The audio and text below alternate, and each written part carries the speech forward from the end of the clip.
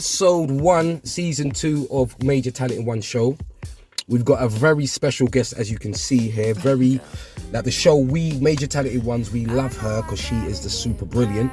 So, welcome Aneesa Marie, live in the place, you know what I'm saying? Aneesa Marie. Hi. Right, so Aneesa, like, as I said, this is a new element of the show because normally it's just me, the car being boring, just obviously bringing artists in.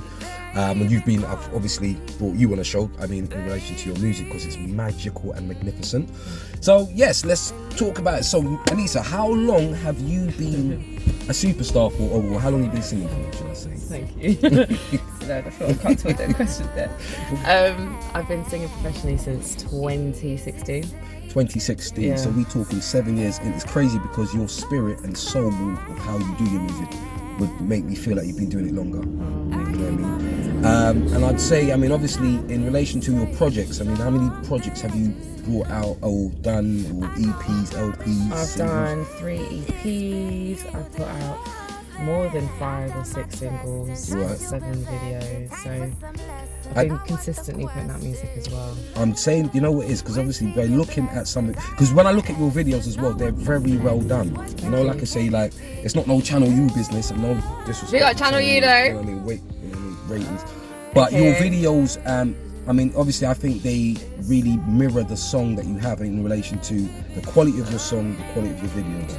Right. There was one of your songs, Suicide, which is it's got a very powerful message. I mean, do you want to talk about the message behind it? Do you want me to talk about the message behind it? Well, it's entirely up to you. I mean, as I said, we open book here, and we want the people to understand how great you are. And I'm stop, you know, blowing up wind up the stereo and that, but you are dope. So thank you. That was a powerful song. I'll tell you what we do. We'll start off with Chinese Whispers was a fun song.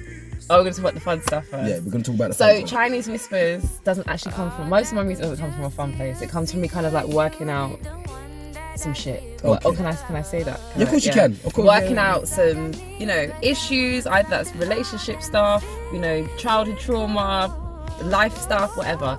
And Chinese Whispers came about like where I overheard a conversation between my ex and his baby mum. Oh, no. And she was talking some shit on the phone, and I just heard him like just swallowing it and taking it, and like that little girl and this and that, and I was like, huh. So that's why I wrote it. It was a song out of frustration. And I mean, that would be a frustrating point. I mean, Jack, God bless me. I mean, I'd say in that situation, because I'm not going to even defend it because I don't even know him or nothing like that. But was it a case where did she have power over him seeing his child, where he felt weak to her? I'm not trying to put anyone's business out there. That's out. It's out. Woo! I know what I wrote this song. I don't know about all of that. Okay. But one question I did. Did you confront him on it? Yes, I did. And did he? No, lie? Of course he did. Okay. And that's why I wrote you the song. lied to me. Anyway. Oh, that was anyway. Right. Then we had another tune because Pure. I just the funny thing is I saw. I wrote that in 2016. Right, and then you released it because I saw the video was released like, was it 4 months ago or something? Yeah, but I did the video in 2019. Right, I was gonna say that because it felt, because obviously I like to do it in chronological order. Yeah. Obviously you had Suicide, then you had Pure, and then you had the other one, Chinese Whispers, which we were talking about now. So I was trying to do it in chronological order, but I did notice it did look very, and feel yeah. And that comes down to funding and finances, or mental impairment and instability, and what I'm able to put out at that particular point in time. So with the whole Suicide Pure situation and Dita Von Teese, it's supposed to take you on a journey of Suicide was written after one of my overdoses, or the first song that I wrote after I tried to kill myself, or unalive myself, sorry, I don't want to get you banned. Unalived myself, and it's like me just saying thank you for bringing me back. But also I wanted the visuals to interlink with, if I'm writing this song, you know, no one just wakes up and wants to kill themselves. It comes from somewhere. It does. So I wanted the video to show why what brought that on, but it's not in its entirety. There's more elements and there's more parts of myself that brought me to that place, but also that was a huge component of my trauma, or my affliction. I understand that completely. I mean, as I said, it's as I said, from my angle, I mean, you know, obviously you've got people who you got the people with the auto-tune singers, Okay. and you got people who, I mean, all power to them. You got people whose music is very surface. So I'd say in relation to, you'd have a book where you'd read and get really into the book, and then you'd have comic, or you'd have, you know what I mean, just tabloids, and a lot of the tabloid stuff is getting out there, but the deep stuff, all the stuff that we can actually learn from, where people can actually relate to, is it's seeming to, you know, be under the undertone. Because I can't understand why you're not out there fully right now and everyone knowing, and also because you're independent as well. By the way, I want to say The Streets. Is it The Streets? The Streets. This song, and let me say, I'm a person who puts my money where my mouth is, innit? I bought it, innit? He did. I bought it. He really did. I was one of the first people to buy it. I think you were the first person to buy it. Yeah. So this song, and let's talk about that. The Streets. I mean, what inspired that? Who produced it? I'm a single woman living in London, living by myself. I might want to fuck someone sometimes. But also, I'm Aneesa Marie, and you can't just go and fuck anyone, and that's a problem. So it's like, no, it's real. No, but do you know what I mean? It's just like the dilemma of not just me being a woman, but if you being a man, knowing your value, and also knowing that being a person and knowing your value and saying, I want this thing because I want it now, but also I want more than that. I want love and TLC and more than the physical, and like intimacy of the mind, and that's what I want, and spirituality. But you just get that, and it's like, it was about me saying, oh man. And I think when I wrote it, I was going through some stuff like with my neighbor and stuff like that, and I was just in the house, so I wasn't even seeing anyone, but it was just like something that was calling me. This is, I tell you what it is, it's like a real thing. Real music comes from real situations and real things, and like I said, you seem to be very inspired by all your creative element comes from your experiences, which comes from me. Yeah, so which is good. And who produced it, by the way? Let me go through the producers. Dylan.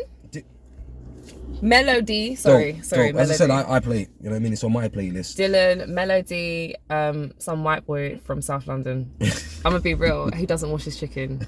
I'm telling you that, and that's because I love him. Me and Dylan like this. I love him so much. To do anything for him. But he's not one of them people that was inspired by the people saying don't wash your chicken. No, he wasn't. That's how he grew up. So he says he washes his chicken with when he cooks it. Wow, okay.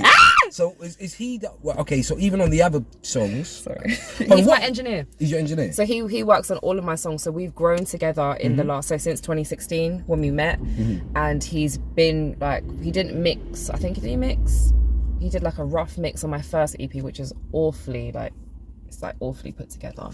Personally, I think the writing and the vocals are fantastic, but it's like, now I hear from a sonic perspective, I'm like, I've developed so much. So we've been on that journey together. Is it that, okay, because obviously, like, me being an artist as well, but I kind of just don't let the people know that yet. But I've always, any music I've done, obviously we feel like it's dated in a certain, so say if I did a song 10 years ago, right, but not a lot of people have heard it, so you're like, oh, it's dated, I've grown and that, but then people were hearing like, oh, that's wicked. Yeah, no, I'm not even doubting that Turquoise Pineapples is a lit project. When I hear it, I was like, I was like 22, I was young, I was like, yes, this is fantastic.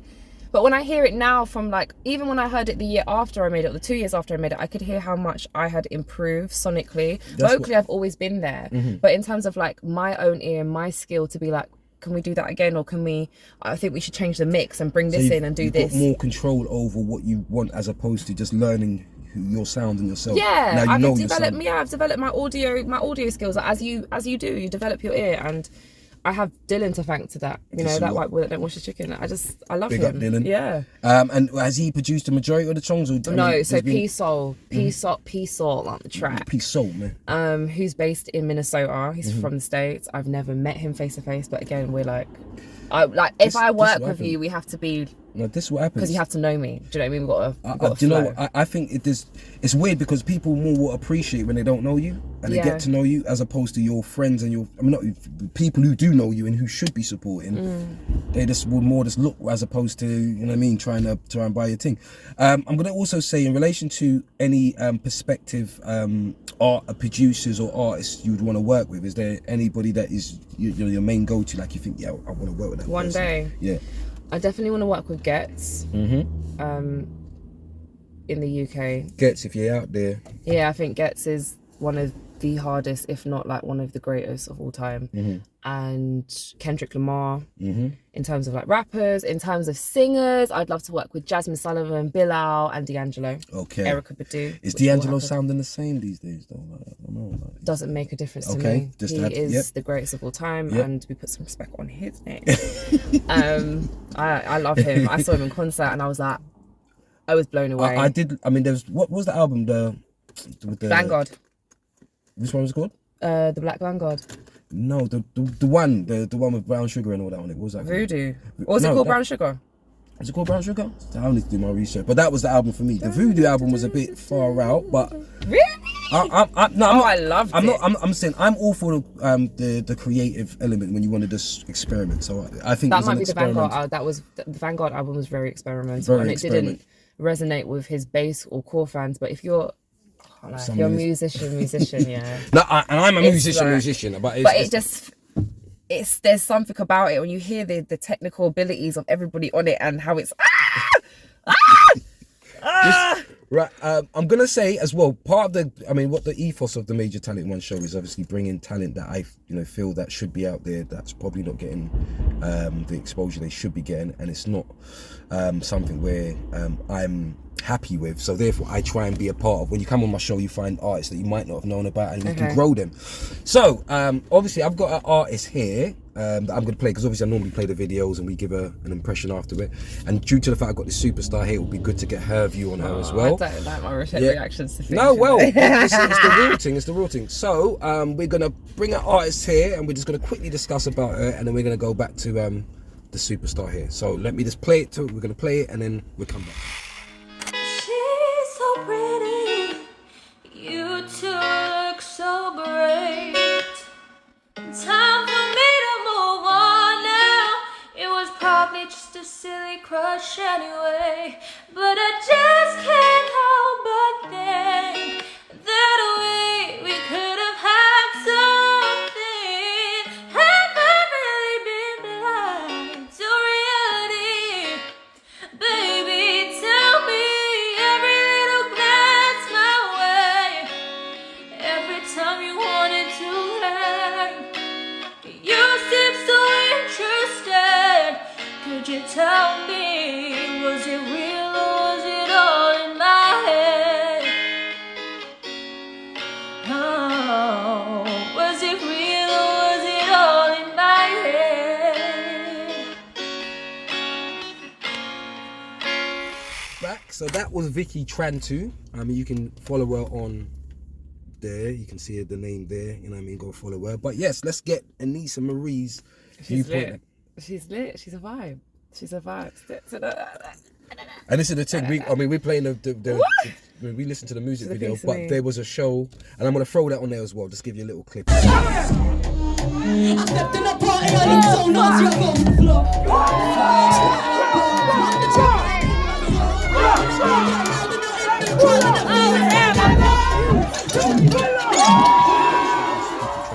Also, we're gonna play one of Aneesa's singing videos as well, because she just Liddy, you know what I'm saying, Liddy. Thank you. And we'll do that in a bit.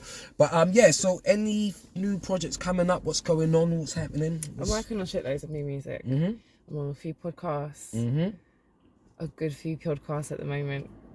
I'm working so hard. We're doing so many different things right now. Let the people know you was on a show. I was on the pre-game show. You was on the pre-game show. And also, before that, you was doing that, there was a... Oh, Make It Comment, and Taraji P. Henson. Yeah, she reposted me. That was cool too. Taraji, you know. That was really cool. Cookie, you know.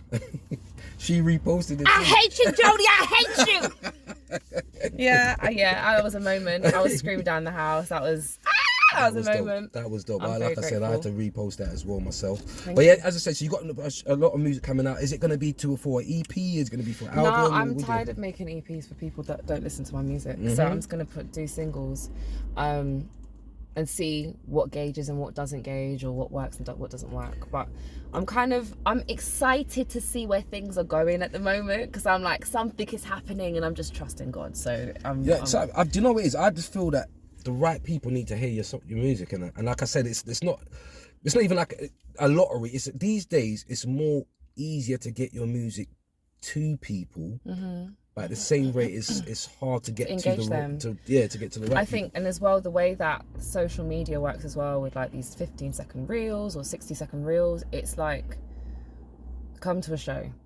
You know what I mean? Come Her to a show. shows are dope as well. You know what I mean? Like I said, I've got a few shows coming up: April, May, June. Tell the people where we hearing these shows. I've got one in. Well, follow me first and foremost. Yes, and then we're gonna say that. Where I've got shows. Aneesa Marie, tell her, give it the things. Aneesa. Point to where it's gonna be. Point to where it's gonna be. _ Okay, right there. Thank you so much. Right.